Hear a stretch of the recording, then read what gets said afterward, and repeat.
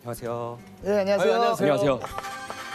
정신과의 문턱을 낮춘 김지용 선생님이십니다. 안녕하세요. 네, 안녕하세요. 예. 아, 정신과 선생님. 예. 어떻게 살 것인가 오늘 주제가 또 그렇다 보니까 정신과 그 선생님께 좀 들을 얘기가 또 좀 꽤 그렇죠, 있을 것 그렇죠. 같아요, 그죠? 날씨에 비유를 하곤 해요, 기분을.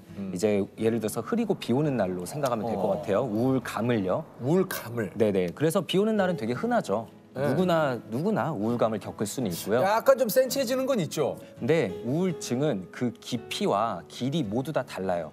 비가 정말 많이 하루 종일 비가 오는 날이 한 2주 연속으로 거의 매일 지속되는 거를 경험하시면 정말 세상을 바라보는 시각이 좀 달라지죠. 네. 사실 의외로 주변에 그런 것들이 많습니다. 예, 주변 그 동료분들 가운데도 우리 주변 가족분들 가운데도 이런 불안함을 호소하는 분들이 굉장히 많은데 이게 사실 이런 것들이 최악의 말인 것 같은데 야, 왜 이렇게 너 나약해?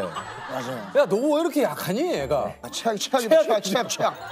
그래서 방금 말씀하신 게 할 수 있는 최악의 말인 것 같습니다. 그죠? 이거 최악의 말이에요. 최악의 말들이 또 뭐가 있어요? 선생님? 근데 이게 우울증에 빠져들면 아까도 말씀드렸지만 나 자신에 대해서도 되게 부정적으로 보기 때문에 스스로도 그런 의심을 가지세요. 사실은 내가 나약한 거 아닐까? 내가 게으른 거 아닐까? 이런 의심이 본인도 있는데 다른 분에게 그런 얘기를 더 들으면 아, 역시 내가 부족한 거야. 이거 안 될 거야 라는 생각에 더 사로잡히게 되거든요. 이제 보통 솔루션까지 줘야 된다라는 압박을 많이 느끼시는데요. 사실 전문가들도 솔루션을 잘 못 드리는데 어떻게 솔루션을 드릴 수 있겠어요? 그냥 너 뒤에는 내가 있다. 힘들 땐 언제든지 연락해도 된다라는 메시지를 전달하는 게 제일 중요하다고 생각하고요. 진료실에서 가끔 듣는 게 갑자기 너 생각나서 그냥 잘 지내는지 연락 왔다. 이런 메시지들이 아무도 없는 것 같았는데 내 생각해주는 사람들이 있었구나라는 느낌을 되게 강하게 준다라고 얘기들 하시더라고요. 뭐 깊이는 다를 수도 있겠지만 저도 막 예전에 우울한 적도 있고 막 혼란스러울 때 병원에 한번 가볼까 이런 생각도 해봤는데 네. 사실 용기가 안 나는 거예요. 그러니까 예전보다 지금은 좀 많이 나아졌다고 하긴 하는데 그래도 좀 환자분들께서 오셔서 그런 얘기 많이 하지 않나요? 아, 엄청 고민하다 오시죠. 네. 네, 엄청 고민하다 오시고 혹은 본인은 용기를 내서 오셨는데 이제 뒤늦게 약봉투나 이제 결제 내역 같은 걸 보고 이제 가족분들이 못 가게 막으시는 경우도 가족분들이 못 가게 막는 경우도 있어요. 네, 그런 경우도 꽤 있습니다. 약을 그냥 부모님께서 압수해 버리는 경우도 있고요. 네. 그러니까 이 정신과에서 주는 약에 대한 이런 것들이 좀 의존성이 생기고 내지는 이런 것들이 지속적으로 먹을 시에는 좀 위험하다 이런 얘기를 좀 많이 듣는데 어떻습니까? 정말 너무 많이 듣는데 네. 좀 억울하기도 해요. 사실 네. 우리가 뭐 너 내과약 먹니? 너 정형외과약 먹니? 이렇게 말하진 않거든요. 근데 정신과는 정신과 약 아, 맞아요. 그리고 그러네. 신기하네. 정신과 환자 이러면서 네. 다 묶어버리는 거죠. 저희가 또 많이 듣는 게 그러면 너네도 먹냐? 너네 가족한테 처방할 거냐? 이런 말 되게 많이 하세요. 이거 뭐 직접적으로 네, 그래서 우리도 먹는다. 우리도 필요할 때는 먹고 필요하면은 가족한테 줬을 때도 있다. 얘기를 하고요. 사실 지금도 되게 유재석 님이 옆에 계시니까 너무 떨리고 아, 그래요? 긴장이 되는데 네. 제가 어제 진료 보면서 내일은 꼭 약을 챙겨 가야겠다. 뭔 약을 챙겨와요? 좀 긴장을 줄여주는 약이 있는데 청심환 같은 거요? 네, 비슷한 약이 있죠. 이 뒤에서 이제 마치 알사탕 나눠 먹듯이 또 이렇게 약간 좀 들어가고 긴장을 그러는데 줄일 수 있는. 네. 정신과 선생님이신데 어떤 게 가장 떨리시는 거예요 지금? 사실 그 비현실감이란 얘기를 정신과 용어로만 쓰지 제가 겪어보게 될 줄은 몰랐는데 이게 지금 진짜 현실인지 약간 좀 헷갈리네요. 그런 거 저는 어떻습니까? 덜 떨리는 것 같아요. 확실히.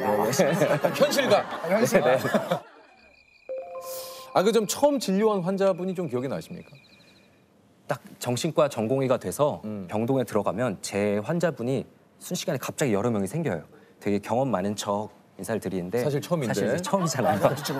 이제 그분들이 저보다 정신과에 대한 경험이 훨씬 더 많아요. 그러니까 그렇죠. 더 선배님. 이게 선배죠. 자칫 잘못하면 그분들한테 수가 읽히거든요. 네, 그렇죠, 네. 그렇죠, 맞아요. 예? 이분 초짜인데. 네. 예. 잘 모르니까 두리번거리면서 다니고 뭐 이제 물어보고 막 이러잖아요. 그래서 저는 굉장히 초짜인데 어쨌든 그분들이 또 의지할 사람은 저밖에 없어요, 사실. 1년차 전공의는 주로 조현병과 조울증 같은 좀 중증 정신질환을 가진 분들을 담당하게 되는데요. 이게 좀 그 조현병이라는 게 구체적으로 좀 뭡니까? 이제 환청과 망상 같은 것에 주로 힘들어하시는 분들이죠. 그게 조현병이구나. 네.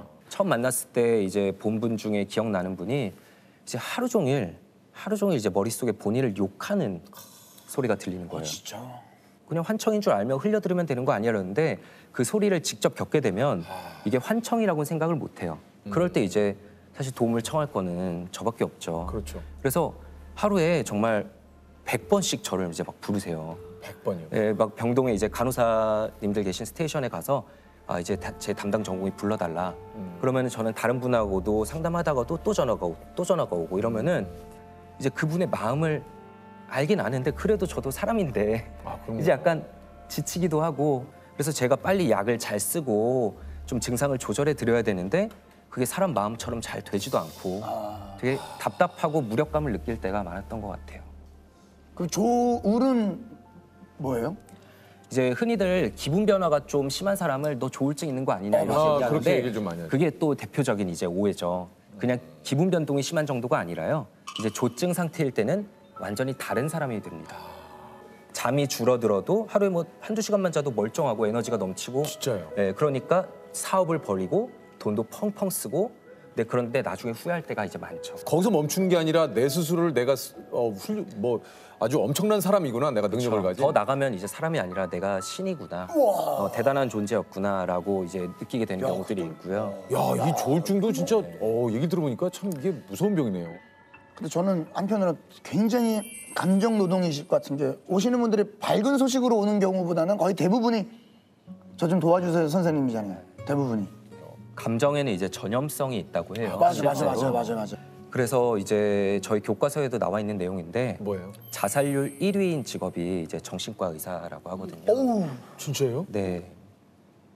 그리고 저도 특히나 힘든 얘기들 많이 들었다 싶은 날은 나올 때 진짜 좀 뭔가 에너지를 다 쓴 느낌이고 세상이 좀 어두워 보이기도 하고 진짜 힘든 일이 많고 안 좋은 사건들이 이렇게 많구나라는 생각도 좀 많이 들고요. 가장 힘들 때는 좀 언제입니까? 아무래도 이제 저희는 환자분을 잃었다고 표현을 하는데요. 좀 먼저 스스로 선택으로 떠나실 때가 이제 제일 힘들 때죠. 되게 정적인 진료실이지만 응급실하고 비슷하다고 생각을 해요. 정말 죽음의 경계선에 있는 분들을 자주 뵙게 되거든요. 가끔은 다른 과가 부럽다 느낄 때가 있는 게 그럴 이제 때는 언제입니까? 뭐 피 검사나 뭐 영상 검사를 하면은 그분의 정확한 그 진단이나 그분의 이제 중증도 같은 게 수치로 나오잖아요. 근데 저희는 그런 게 없어요. 이제 제가 진단 도구가 되어야 되는 거죠. 정신과 진료실은 굉장히 비밀스러운 곳이잖아요. 내가 제대로 진료를 하고 있는 건지 다른 분에게 검증받을 수도 없고 다른 분들의 진료를 제가 볼 수도 없어요. 그러니까 더더욱 무섭기도 하죠. 과연 이걸 그냥 돌려보내도 되는지, 다음 주에 저분이 과연 예약돼 오실지, 환자분을 잃게 되면 이런 생각이 필연적으로 따라와요. 내가 아니라 다른 분에게 갔다면은 금방 나을 수도 있지 않았을까? 살다 보니 인생은 이것이다. 이거 좀 진짜 한마디로 정의하기는 좀 쉽지 않은데. 인생은 어쩌다, 대부분 어쩌다 결정되고 어쩌다 흘러가는 것 같습니다. 어쩌다. 네. 지난번에 저희가 어쩌다 특집을 했는데 선생님 어쩌다로 표현을 하셨네요. 진료실에 오시는 분들도 힘들어진 게 그분들의 탓이 아닌 경우가 대부분이에요. 그냥 어쩌다 보니까 코로나가 올 줄 누가 알았습니까? 맞습니다. 그냥 어쩌다가 그렇죠. 이렇게 힘들어진 맞아요. 거고 또 막 너무 힘들고 미래가 없을 것 같아 보여도 시간이 지나다 보면 어쩌다 또 풀려 나가는 게 대부분 사람들의 인생인 것 같아요.